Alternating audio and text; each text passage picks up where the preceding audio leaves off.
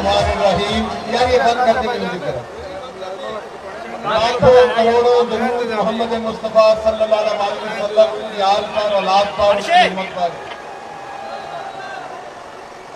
सब तो पहले तो मैं इज्जत माब साडी पार्टी के सैकटरी जनरल असद उमर साहब को टोबे के खुशामदीद कहना है। टोबे की आवाम वालों, चौधरी इशफाक साहब वालों, ਉਹਦੇ ਨਾਲ ਫਤਿਆਣਾ ਸਾਹਿਬ ਵੱਲੋਂ, ਸੈਕਟਰੀ ਸਾਹਿਬ ਵੱਲੋਂ, तमाम दूसरी क्यादत वालों शर्मा साहब खड़े ने, मैं मुंडे ਨੂੰ ਬੁਲਾ ਰਿਹਾ ਹਾਂ। असद साहब ਨੂੰ बड़ा ज्यादा खुशामदीद कहना है। असद साहब सोच रहे होंगे मैं टोपे लोग किस तरह खुशामदीद कह रहे हैं।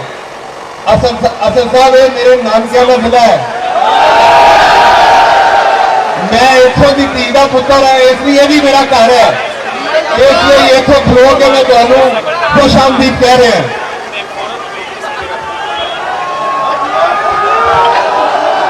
ਹੁਣ ਮੈਂ ਤੁਹਾਡੇ ਨਾਲ ਕੋਈ ਚਾਰ ਖੁੱਲ੍ਹੀਆਂ ਗੱਲਾਂ ਕਰ ਲਾਂ। बड़े सारे बंदे आख रहे ने कि ਜਦੋਂ ਦਾ मैं छुट के आया है मैं बोलता घट है। मैं इस तो बोलता घट है कि मैं देखना चाहना है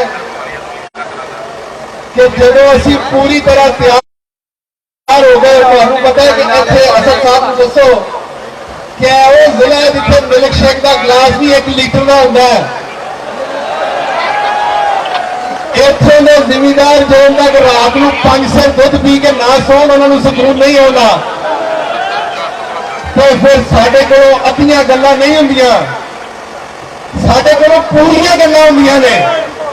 मैं इंतजार कर रहा कि जरा थोड़ी देर लागे हो जाइए, जो पूरी गल करनी होगी उदों मैं निकल के गल करा पूरी, क्योंकि जो फिर मैं गल करते तो फिर गल बड़ी दूर तक चली जाती है।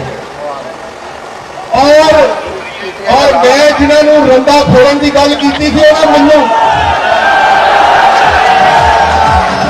ये कोई शक नहीं कि उन्होंने मैनू रंदा फोड़िया, लेकिन मैं हक के उत्ते सच के उत्ते तुहाडे प्रेमे ने इमरान खान के नाल वफादारी करके दिखाई है। ना मैं पैरों के अंगूठे लाए ने तो ना मैं हथों के अंगूठे लाए ने। मैं तुहाडियां नजरां थल्ले नहीं होण दित्तियां। तुसीं बड़े फखर नाल कह सकते हो साडा भरेवा है, साडा पुत्तर है।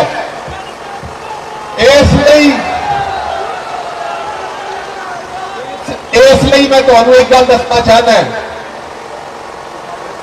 पाकिस्तान को पिछले 75 सालों के वफादार, इज्जतदार, गैरतमंद कौम जरूर मिली है, लेकिन बड़ी बदकिस्मती है कि वफादार, गैरतमंद और इज्जतदार लीडर नहीं मिले पाकिस्तान में।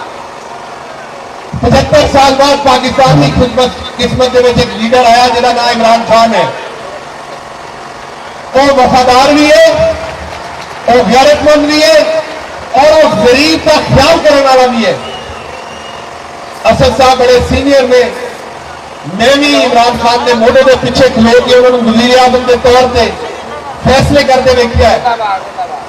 मैं बड़ा वादे देखा है कि जब उन्होंने नजर आ रहा थी कि एक पास उन्होंने कुर्सी जाएगी, शायद उन्होंने जान भी जाएगी, और दूसरे पास उन्होंने कौम की गैरत है, उन्होंने हंस के कौम की गैरत को अपने सीने नाल लाया है। उन्होंने कोई इहो जिहा थकिया आया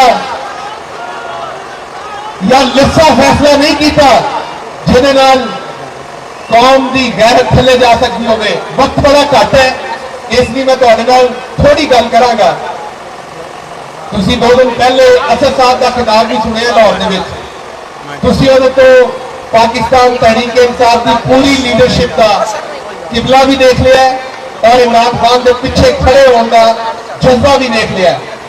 मैं सिर्फ तुहानू एक गल कहांगा, इस बारी वोट इमरान खान को नहीं देने या चौधरी इशफाक को नहीं देने, तुसी इस बारी वोट तुसी अपनी गैरत को पाने ने दे पाने ने। जे अगली जिंदगी गैरत नाल जीनी है फिर इमरान खान और बल्ले ते वोट पाओ, तो जे असा हमेशा भेडा बकरियां तरह रहना है तो फिर गोलू के मौजूद में जिन्नी बारी मर्जी इन्होंने वोटा पाओ। मैं जिन्नी इन्हों की मंजी पीढ़ी ठोक सकता था ठोकी है, और तुहाडी वारी है वोटा